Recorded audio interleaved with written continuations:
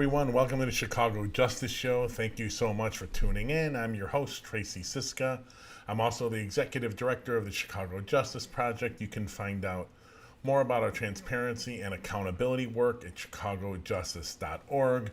We have a great post today on, as we do every Monday, on media coverage of gun violence over the weekend. We look, basically analyze how the various outlets, the Trib, the Sun-Times, 2579, and Fox 32 cover gun violence, what resources they put behind it, how much they publish about it. So that is up now. You can go to chicagojustice.org and it's on the homepage for you. There's a link to the homepage. Okay, today we feature an interview with Representative LaShawn Ford from the 8th Illinois House District. We talk about his proposal for a critical race theory academy for police throughout the state of Illinois. And then we're going to go on and talk about an anonymous letter allegedly written from a prosecutor at within the Cook County State's Attorney's Office. Believe it or not, it's anonymous, so it's published on an anonymous blog called Crime in Wrigleyville, or CWB. And we're going to do our regular FOP Watch segment. And then we're going to talk about Lightfoot's qualified immunity push that got uncovered with this trove of emails that's been released through a hack, and maybe some other stuff depending on the time. So strap yourselves in. Okay, so before we get into the interview with LaShawn Ford, or Representative Ford, if you're interested in sponsoring this show, which appears Monday, Wednesday, Friday at 5:30 Central on YouTube, Twitch, Twitter, and Facebook, you can do it. The link should hopefully be in the chat. You can go there and sponsor the show. We would like to expand. We'd like to be able to stream the police board meetings and city council meetings, Cook County board meetings, Illinois General Assembly meetings when they deal with crime and justice. You can help us do that. Go to that link and sign up to sponsor us. We'd really appreciate it. Okay, let's get to our first segment here. Excuse me. It is it runs about 18 and a half minutes, and it's our interview that we did earlier today with Representative LaShawn Ford. And basically, we talk about a proposal, I think he introduced it on the 19th of April. He actually introduced legislation. That link should be in the chat also now, or will be soon. This legislation is basically to mandate that police throughout Illinois, current ones and new ones coming in, have to go through basically a critical race theory curriculum to understand the role race plays in policing and the administration of justice and our lives altogether. I've taught critical race theory at the University of Illinois Chicago, so I'm pretty, through my grad work, pretty up on what it's talking about, but it's basically about applying a race lens to justice and law and legal issues. I think it's an interesting idea. That's why I wanted to sit down with Representative Ford. So I am going to play the interview for you now in its entirety, and then we'll come back after and discuss and talk a few more segments after that. We'll see you on the flip side. Okay, Representative Ford, thank you so much for joining us. I really appreciate it today. Thank you for having me, Tracy. And I know you say you're in DC. So. I am, and you got a nice picture of the Capitol up behind you. You're such a beautiful building, and it just lost a lot of its luster when you have fences guarding it from insurrectionists. Yep. I have an up close and personal view of that. They stayed right next door in the hotel. Oh, okay. Horrible. All right, so we're here to talk HB 4066, which you introduced it on the 19th of April, which is a bill basically trying to create the Critical Race Theory Academy. So before we get into that, so some of my viewers may not know you, you're the 8th district, you're the Illinois representative in the 8th district, if I got the number right. Tell us a little bit about your district. Yeah, so Tracy, yes, I represent the 8th district for the last 14 years, and the district is made up of the Austin community on the west side of Chicago, and it goes through Oak Park, which is a suburb, and North Riverside, LaGrange Park, and parts of Brookfield and parts of Forest Park and Berlin. Those are the communities that I represent. And of course, that's going to change a little bit because this is the year of redistricting. Yep. And so I'm enjoying the last days with the constituents that I have in the 8th district because that's going to change when we have the new approved map. Okay, so for our viewers that don't know, and I've taught on this issue, believe it or not, at UIC for a little while, what is critical race theory? Well, critical race theory, is, in my opinion, is looking at looking at the subject. The bill deals definitely with law enforcement, of course, and we're looking at making sure that we're critical in our thinking about how we see our brothers and sisters, our neighbors, peers, and having a full spectrum and not a lens that's only from the communities that we grew up in. Higher education is supposed to broaden our understanding about different people, and what we want to be is critical in our thinking so that we can deal with the racism that we see in our communities. It's amazing to me. I've posted about the Adam Toledo shooting and the Anthony Alvarez shooting. And the Adam Toledo one was much messier than I think anyone. Obviously, no one wants the shooting to happen whatsoever, but it was a messy one. And my question that I posed on our show here has been, would the officer have waited another heartbeat to shoot if Adam was white? And I've gotten some comments like just ripping me for that.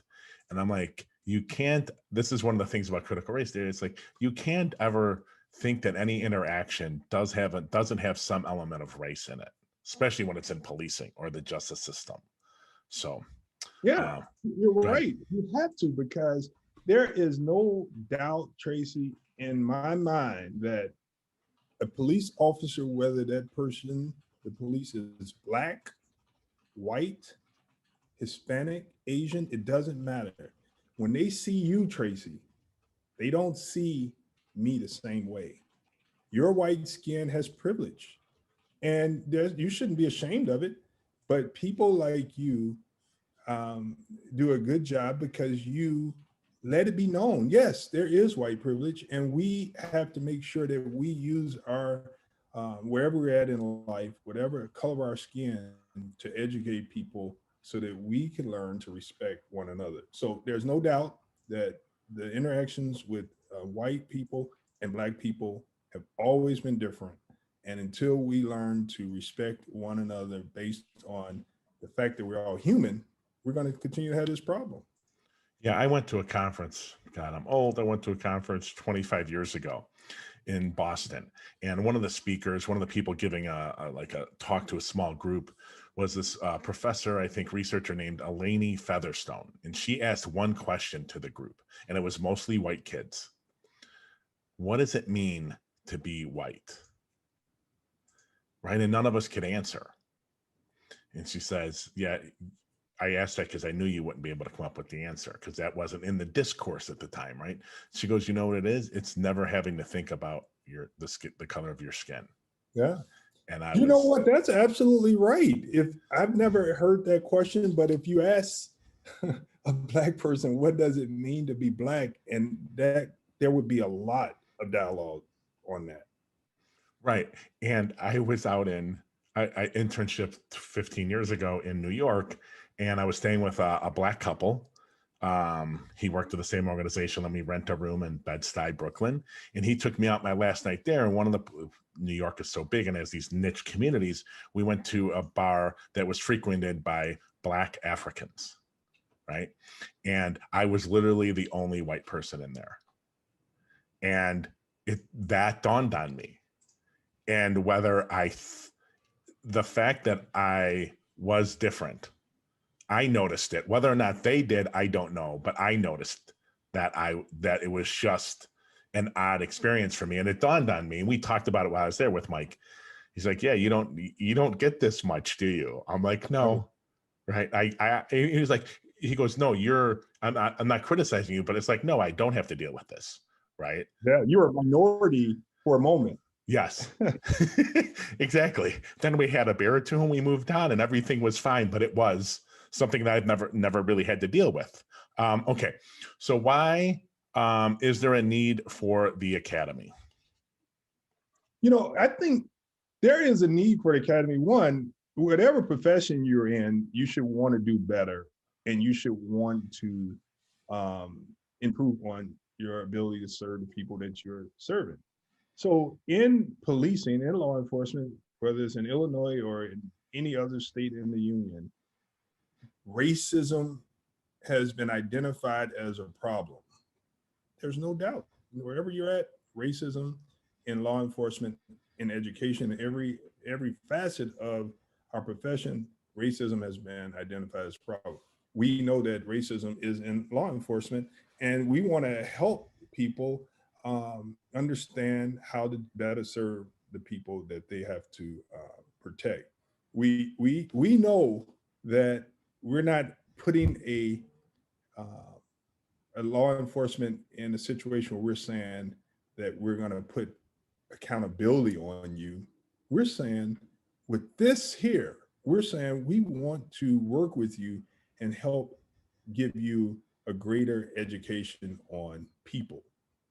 And who can argue with the fact that there's legislation to say we want to fund critical race theory education that will help you better deal with racism in your head, in your department, so that we can better have greater relations with the people in the Black, brown, white communities. That's what we want. Who doesn't want that? And so why is it needed? It's needed because we know that in order to be a policeman in Chicago or in almost any municipality, you can have a degree or not, but it could be in basket weaving. You don't have to have an understanding about people. You just have to have an understanding about how to fight crime, lock people up, and shoot and ask questions later. That's the training that they have. They've been trained to shoot center mass, not to shoot to take a person down. That's the training. And if I'm a police person that lived in Highland Park, never went to school with anyone but, I would say well off white people, then I don't have a compassion or understanding about anybody, regardless to their color and their struggles, because I've been shielded from any type of other lifestyle. So this really helps police officers deal with their biases and their racism, and it gives them the education. We shouldn't look at a person that's racist in a way that they're bad people. I look at them as people that have been miseducated. And if they want to remain hateful, that's one thing. But if they want to understand how to better understand and not to hate a person on the color of their skin, then they should ask, how could I better myself? And I think that this is one way that law enforcement could join in to help their members. Okay, I have a couple more questions. So this curriculum, the goal is it strictly to educate them about underserved communities, communities of color? Is that the general idea for the curriculum for this academy? It would be to have the law enforcement to better. It's sort of like sociology, right? You know what people are going through in these communities, and you become more compassionate when you find out exactly the struggles of these communities, and you become a strong advocate for those people because you better understand why they act differently than your norm. And so, yes, it's about working on the law enforcement's way of thinking and dealing with it critically in real life so that they can ask themselves the questions and they could deal with them firsthand. It's different than training. It's about education and becoming more aware. We know, Tracy, that this is a big issue because on the same day that we filed the bill for critical race theory education for law enforcement, the president of the United States announced I think a 10 billion or 10 million, I can't remember the numbers, these billions and millions, they are just being thrown out. But he said that he wants K through 12 schools to teach critical race theory education. That was amazing that we were right there together on the same day, unbeknownst to us, that the president was going to announce something like that. And what does that tell me? It tells me that the president has acknowledged that the adults today missed out on critical race theory education.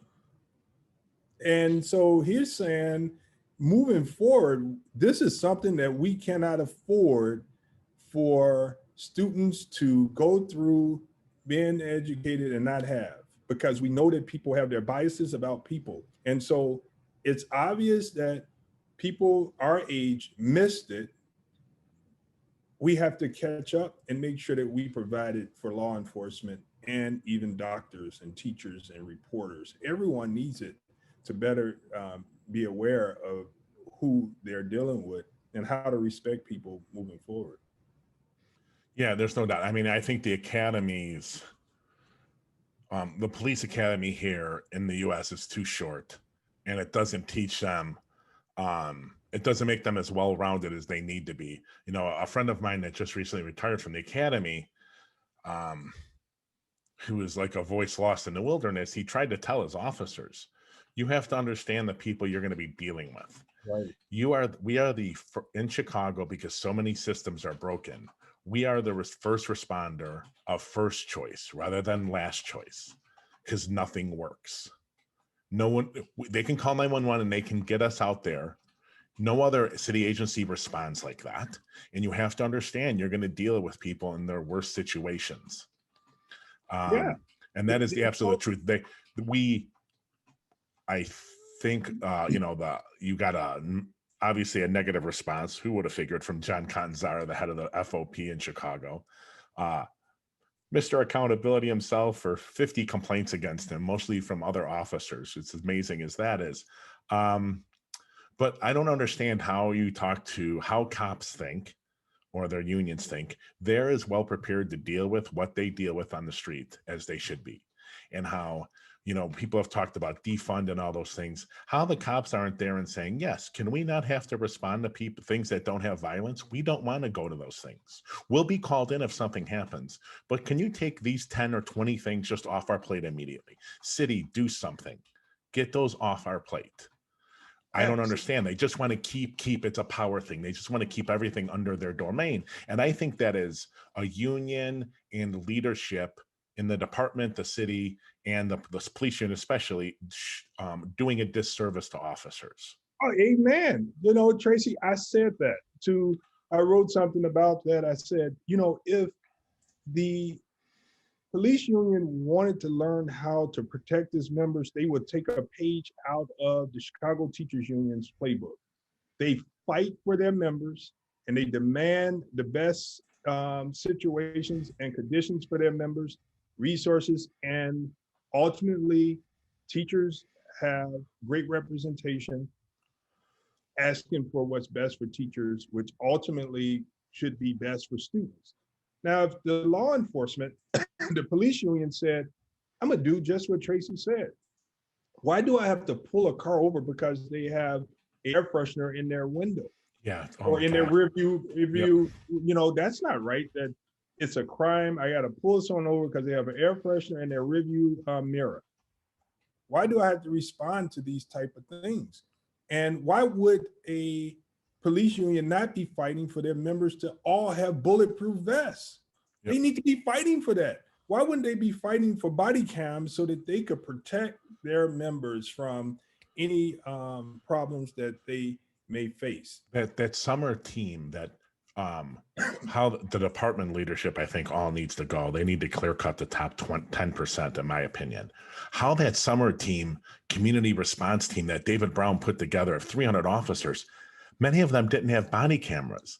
It's like, how is no one advocating in making sure how the union isn't telling all their officers, get a body camera, make sure you don't go out with a body camera. If you do, write it down and send it to us, right? You need to have body cameras. You need to have the vest. We need to have all this stuff as top line. But okay, we could go on forever there. There's unbelievably, the union is such a disaster. But last question.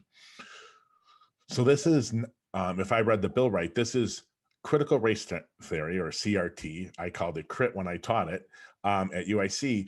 It is for both officers in the academy and continuing education. So it would train the officers that are currently on the forces out on the street currently. Yes, we will train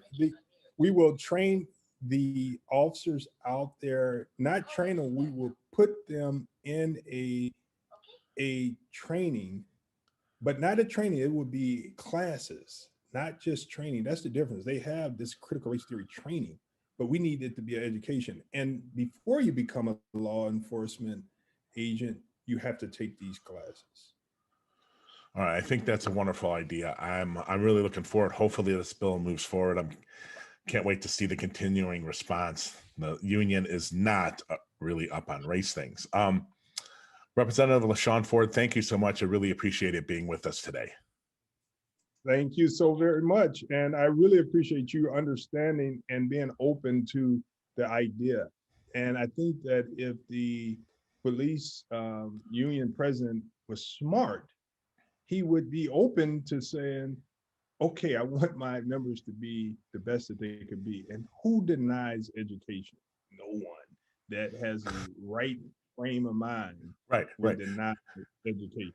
No one that respects education. Right. Right. There's a difference. Yep. Okay. Thank you so much. I really appreciate it. All right. You have a good one, Tracy. Thank you for the opportunity. You're welcome. Bye. Thank you, sir.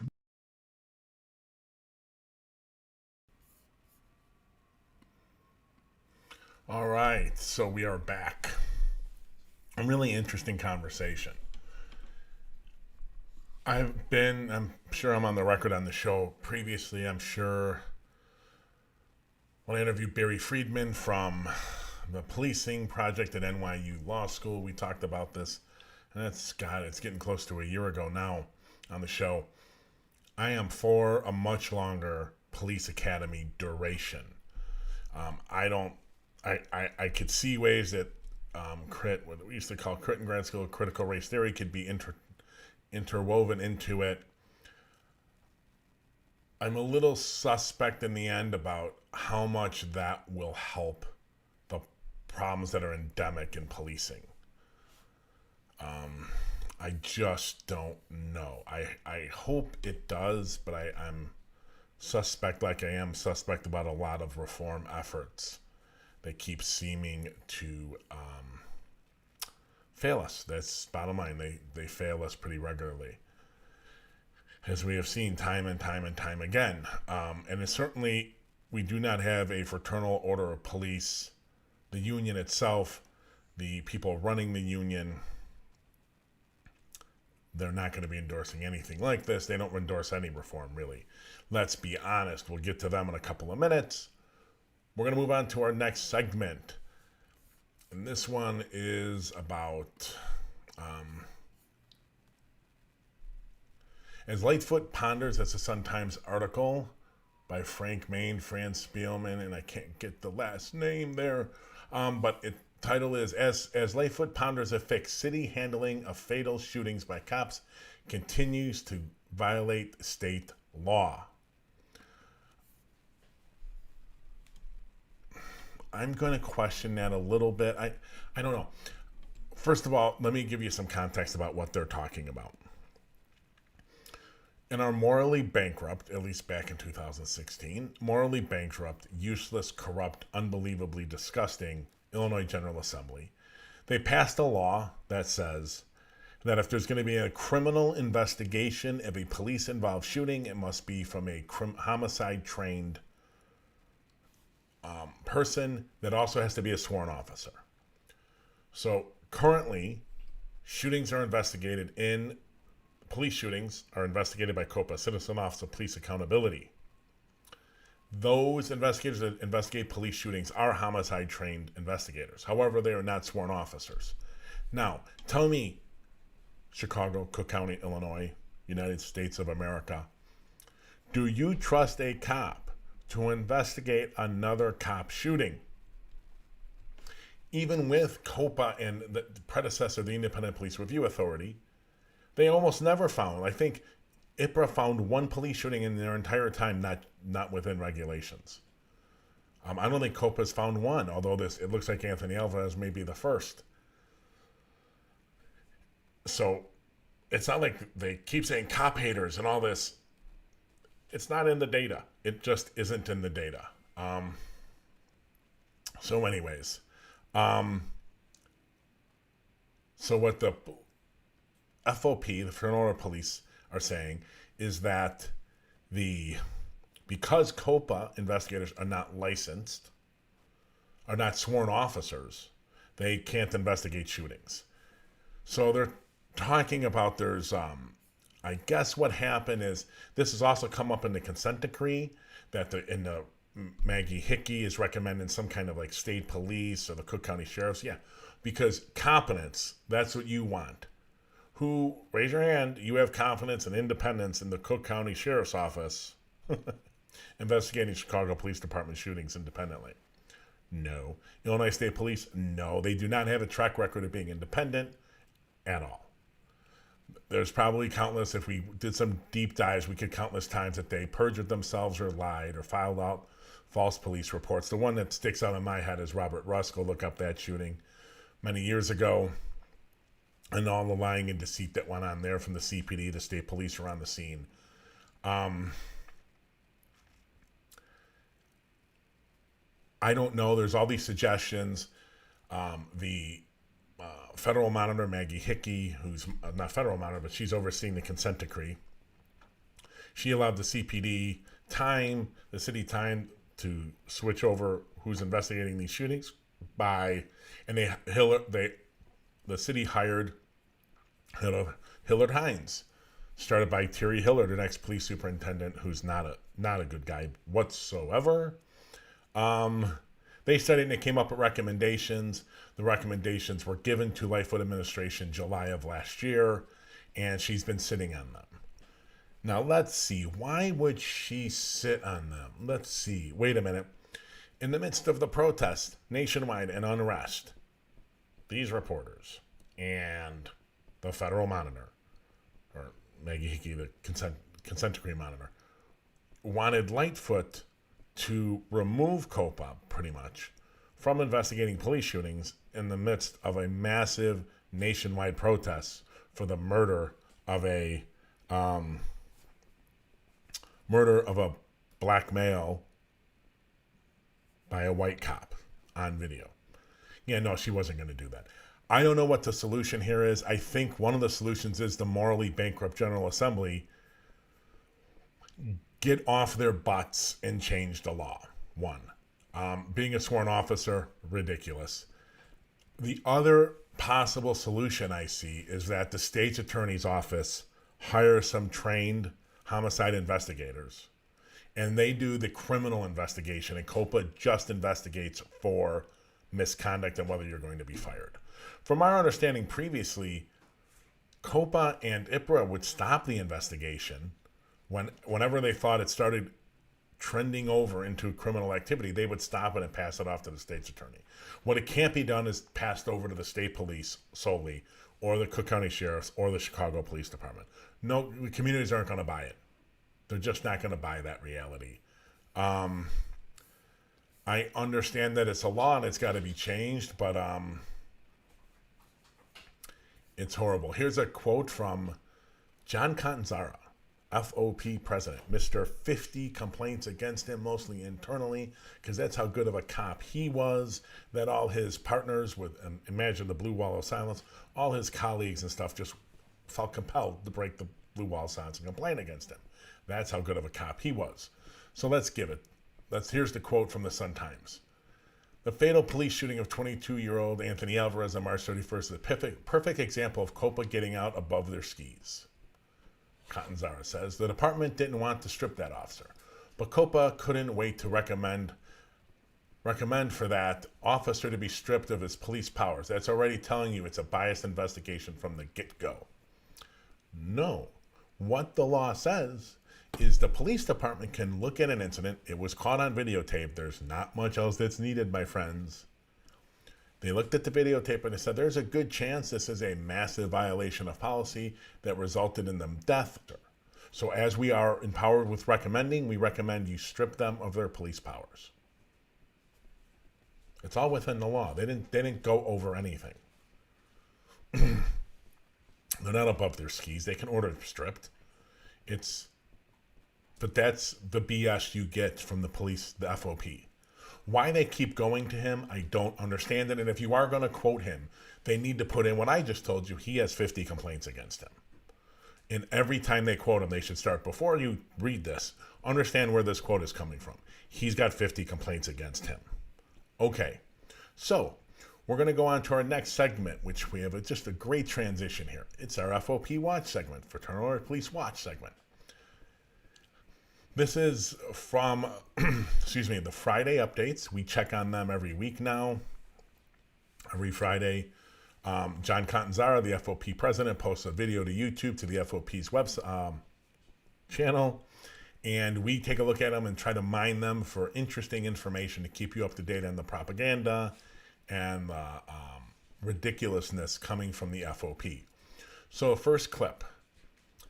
Believe it or not, honestly, he's not entirely wrong. And I'm going to give you a little context before I put in what's going on. Superintendent David Brown is recommending, or putting a plan in the place, not recommending, he's doing it, where every detectives bureau, I think they're back to 5 now, if I'm not mistaken. I think he switched it back from McCarthy's 3 to 5, or Beck did it.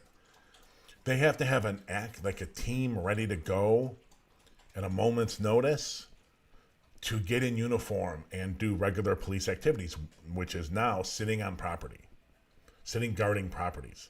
Like go downtown and sit on Michigan Avenue and deter people by your mere presence. If it sounds ridiculous to you, you would be correct. Now, if you haven't read a lot about this, blame the Chicago media. He did this in Dallas. I knew this was coming. I was warned by press in Dallas. This is going to come. He should do it in Dallas right before, like in the months leading up to his annual meeting in front of the city council, so that he could try to drive crime numbers down a little bit. Okay? So that's the context. Let's listen to Mr. Catanzara's clip here, and then we'll come back and discuss. It's about 2 minutes. The department has decided they are going to now have standby teams in the detective division ready to go downtown or anywhere else to stand and guard property, kind of like every district with squad roles and designated beat cars.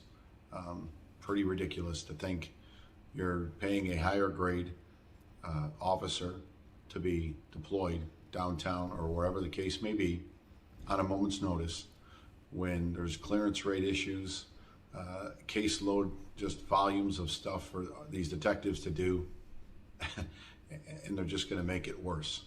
So on that note, I will tell you, we just posted something on our Facebook page for detectives to fill out every time they get deployed away from their caseload under this new structure.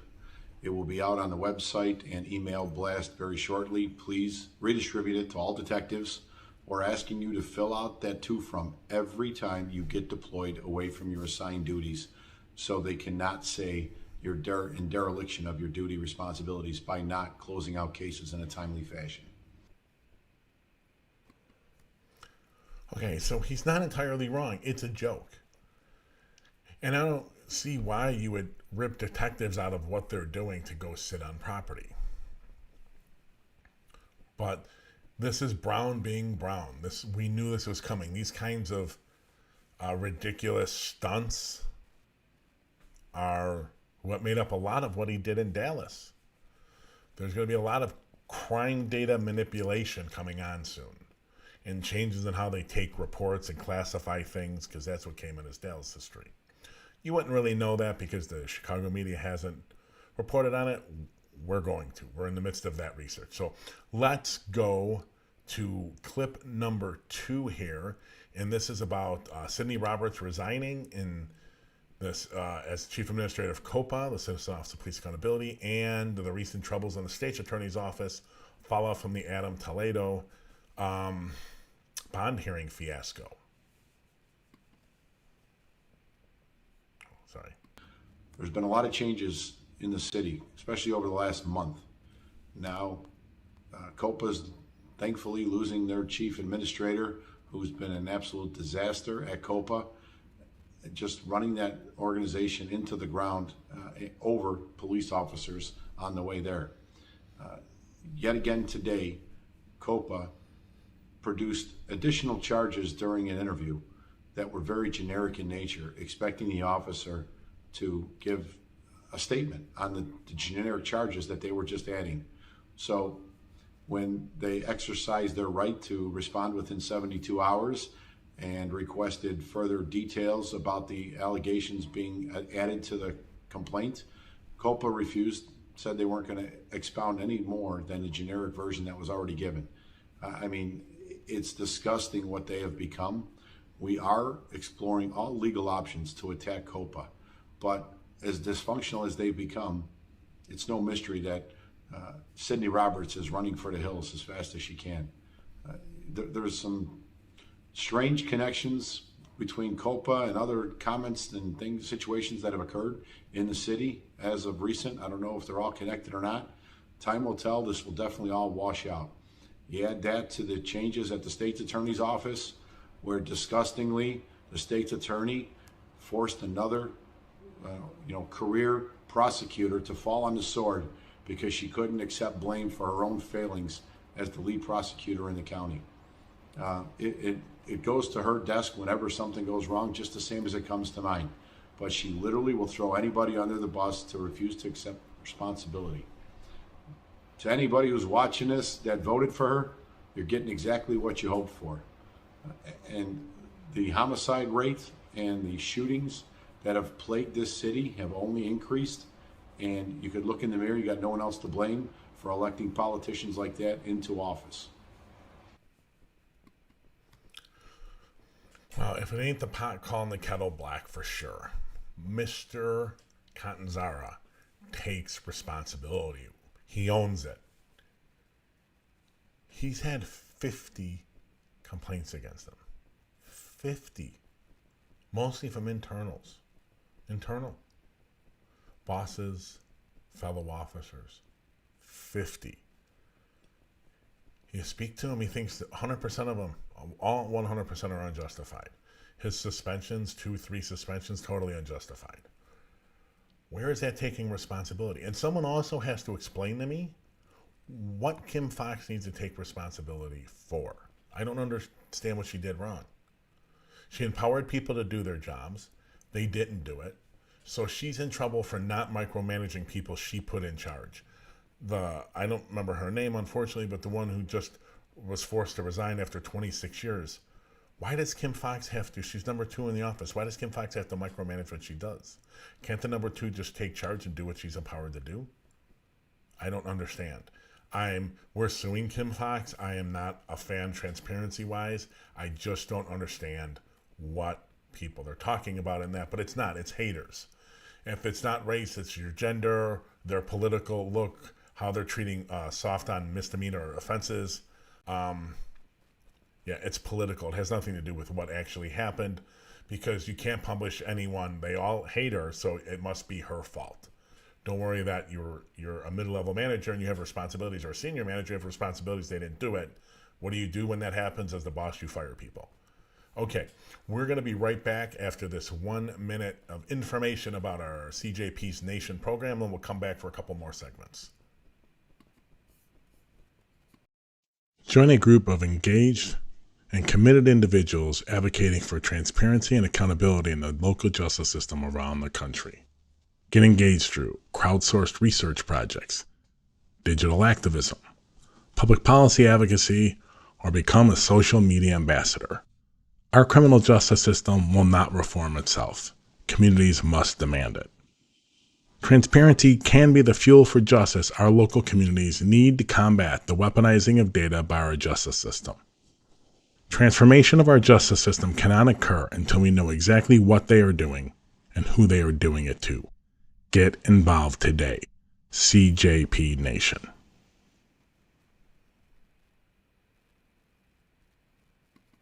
All right, we are back. Thank you so much for tuning in. Really appreciate you being here. Our next segment. The Southside Weekly, I like a lot of the stuff they do. I must admit it. This one, to me, was kind of sort of a dud. I am a little lost at why people are so pushing for the removal of qualified immunity. I don't think it plays out in reality like they think it's going to play out in reality.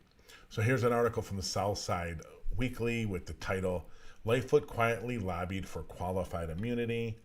The link will be in the chat soon enough. So a hacker group hacked Jones Day, a powerful national, if not international law firm, probably hacked their Chicago office, which was doing the investigation, the independent investigation of the Adam Toledo case, if I'm not mistaken. And the Adam Toledo, Jones Day was doing this independent investigation to find out what happened. And so they had a trove of emails and city related internal documents. And those documents got exposed through the hack. They've recently been posted online. And they're being mined for stories, which I think is perfectly legitimate to do. The Southside Weekly posted a story about Lightfoot quietly lobbying for qualified immunity. Not a surprise. Her progressive tag as campaigner is long gone, and she's not a reformer in policing and in justice issues. So it makes perfect sense to me she'd be for qualified immunity. Now, what is that? It basically means if you're a police officer and you cannot be sued for basically performing your normal duties. It covers all kinds of public employees. People nationwide are trying to change that. Why? Well, when John gets beat up by a cop, and they sue, qualified immunity sometimes stands in the way and doesn't allow you to sue the officer. It allows you to only sue the department. And then thus the officer's not feeling any of the pain. And I get it, but I don't get it. Let's take the LaShawn McDonald case, for example. Any abuse case, but let's talk LaShawn McDonald. LaShawn gets murdered. There's the tape, shows it. The city quietly sits down with the family before they even sue, work out a settlement, $5 million. Here you go, take it. Now, the officer is most likely, if you sue just the officer, even if you won and you were victorious, hooray. What could an individual cop possibly have financially? A few $100,000. Now, if you sue the cop and the department's going to try to get out of it, saying it's the cop's fault. It's the cop's fault, right here. It's his fault. We shouldn't be liable. So you run the risk of losing against the department, what the big money is, but winning against the cop. And even if you do, what do they have? $100,000? Let's say you got a rich one, $300,000, $400,000, $500,000, $600,000. Yes, it would hurt the individual officer, and I understand that. But isn't the McDonald family better off with the $5 million from the city? Now, there is the thought that maybe you get both, and maybe some cases you would get both. But you'd have to, most likely in those cases, I guess they would settle some, but a lot of those you're going to have to take to trial and win it both. Because the cop and the department are going to be pointing fingers at each other, trying to get out of having to cover the suit. I'm for getting rid of qualified immunity, but I don't think it's going to make anywhere near the impact people think it is. And on top of it, you get rid of it, the department can just indemnify the officers anyways and pay the fine, right? Or pay the judgment or the settlement costs. So I think this is mostly about people who are backing this who don't understand what's going on. I think it would have much less of an impact than people want it to be. As far as this story, am I surprised that Lightfoot's for qualified immunity? Absolutely not. That's what she does. As far as policing and justice issues, someone tell me something she did differently than Rahm or Daley. I just don't see it. She's a faux progressive at best, conservative liberal I don't even know if I don't know if you put liberal in there at all, like a centrist, conservative centrist. It seems how Lightfoot is governing. Certainly a big zero on police accountability and police reform. Okay, we're going to move to our next one, and this is a series of a couple of tweets from Professor Robert Vargas from the University of Chicago Sociology Department. And it's talking about sometime in like mid-January, there started to be a drop-off in carjackings. And of course, the department, unsavory, untruthful, lying about just about every piece of data possible, is saying it's because we created this new task force. And they may have in fact had an impact, but there's not really enough data to show one way or the other, but here's some interesting tweets. So I'll read it to you. And for those on the pod, listening through the podcast, all the images we show in, all that we use in the show, when we post the podcast to our site, you get it through Apple Podcast or Google Play Store or wherever. You can always go to our site, to the post for the podcast on our site, and all the links are there that we use, plus all of the images are there for you to see. So here's the first tweet. New report, a closer look at the January reduction in carjacking. CPD carjacking task force is claiming credit for the reduction, but the data do not support it. Instead, we see a stronger correlation with stimulus checks and carjacking reductions. Okay, and there's a give me to this image. There's a nice little graph that basically shows the carjacking reduction started in January, but just started before the task force actually started. The task force may have exacerbated that or increased the decline to some degree, but there's no doubt the decline had already started to happen pretty significantly before the task force started. And here's a follow-up tweet. This is not causal evidence, someone with integrity.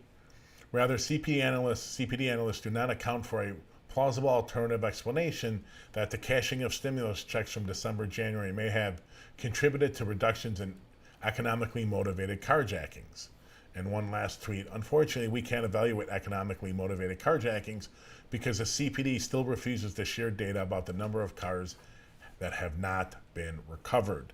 And I think we talked about last week, I think it was a CBS 2 report that basically showed, despite the CPD saying the vast majority of cars are, recovered in a few hours, the reality is they could only prove around 12%. And here's another chart that was included in that tweet.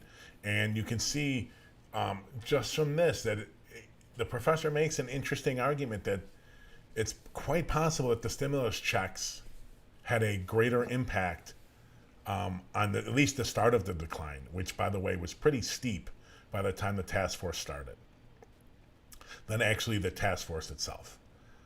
He states it right up, and there's no way to do this causal right now, but the CPD is basically hiding the data that would allow you to do this. I've heard from internal sources they recover most of the cars in a few hours.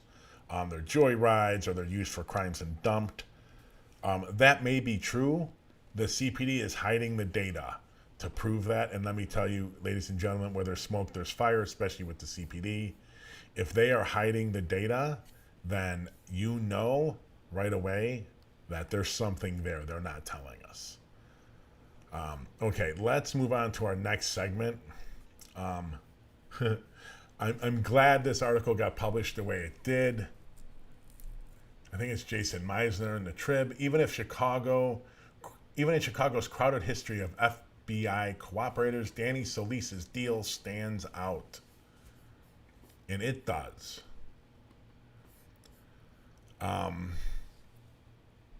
He's for some reason getting a walkaway deal. And we don't know exactly to this point, besides giving the FBI Ed Burke and wearing a wire in multiple meetings with Burke and others. So we don't know the totality of the impact of his cooperation is going to have.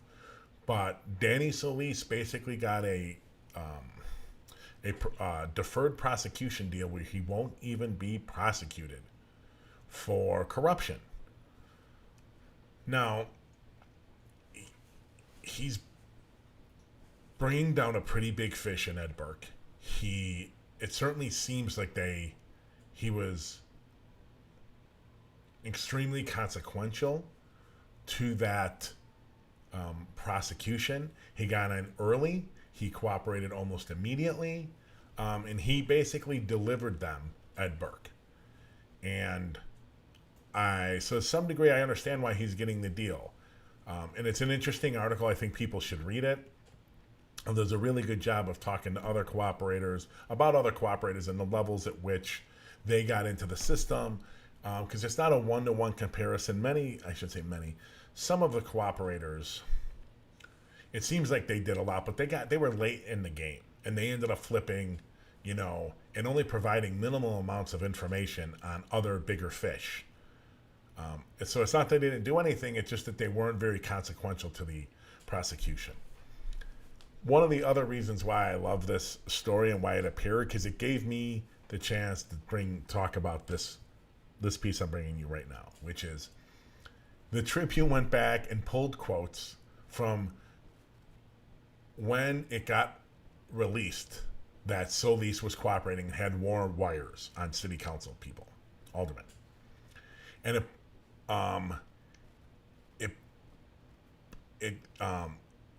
in that coverage, you get aldermen complaining about Solis and how they feel betrayed. And I forgot the one, she does budget, but God, I can't remember her name right now. She used to run the budget committee. And how she felt like crying. She was so betrayed. And it's like, wow, you betrayed? You feel betrayed? Well, how about you just don't do anything wrong, anything illegal, and you don't have to worry about who wear a wire? The answer, if you're not a Chicago corrupt politician, your answer is, oh, okay, why do I care? Hope he got some. If there were people being corrupt, I hope he got them.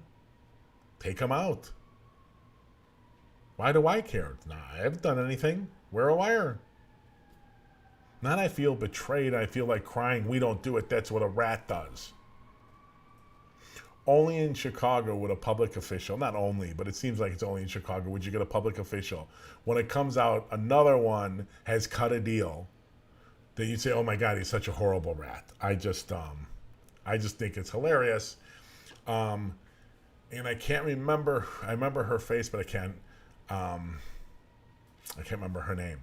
I will say though, we read a list of aldermen have been indicted in the last couple of years. I think in the last 3 years, she's one of them. So that's always good news. Maybe she knew she was going to be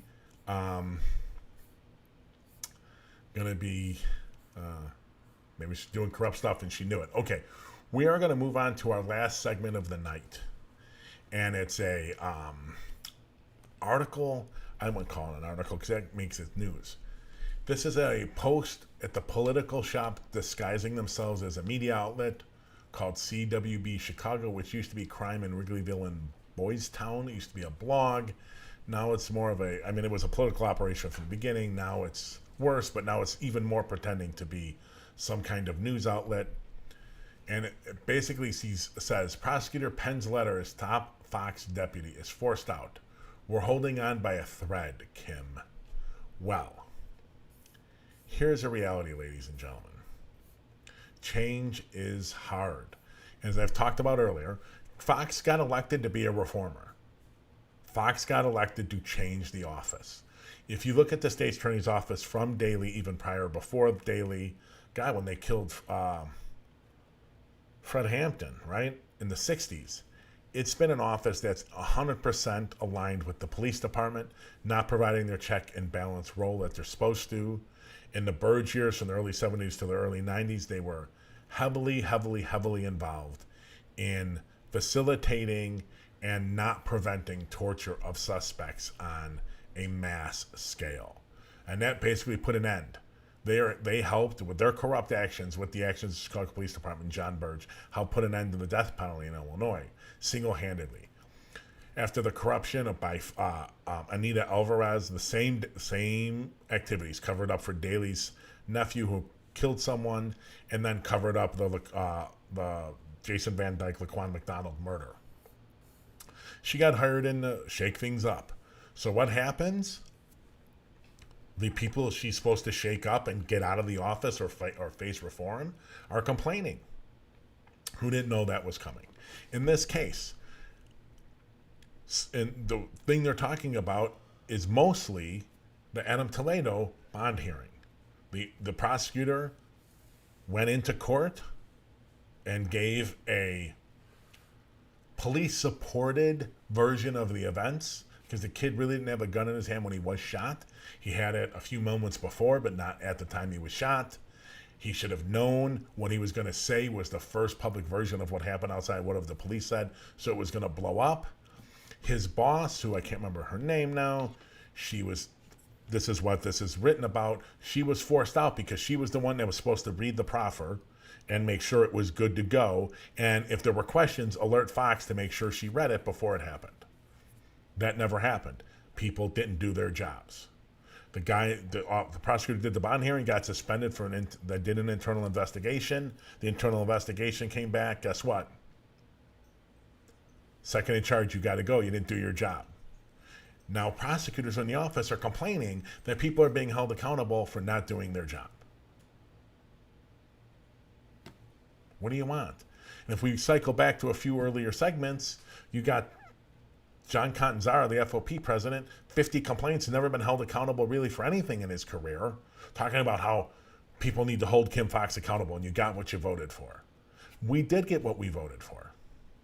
We did. We want change. We're getting it. You want accountability? Don't do your job? You see the street. That's what all private employees have to face every day. Why not public employees? Sorry. We don't want the same old prosecutor's office to step in step every day with the police department. There's got to be some independence. They don't like it, too bad. That's what the people voted for. The head of the FOP not liking it is actually a sign that people who voted for Kim Fox are getting what they want. And certainly what they don't want is some guy who's had 50 complaints internally running in union that is totally against any reform. So, and by the way, this letter was anonymous because it had to be, because the Crime in Wrigleyville blog is anonymous. Okay. We're going to be publishing soon weekly reviews of the content in Crime in Wrigleyville blog and others to keep you up to date. That's hopefully coming in the next week or so. We'll keep you up to date. Okay, thank you all for being here. Go to our website to get more information about the Nation program, which meets every Wednesday night at 7 p.m. Chicago time. Get more information go look at the weekend media coverage blog that gets posted every Monday, and it's already up. And just find out more about our transparent accountability work. Go there to sponsor the show also, if you're so willing. All right, everyone, we will see you on Wednesday at 5:30 Central. Have a great day.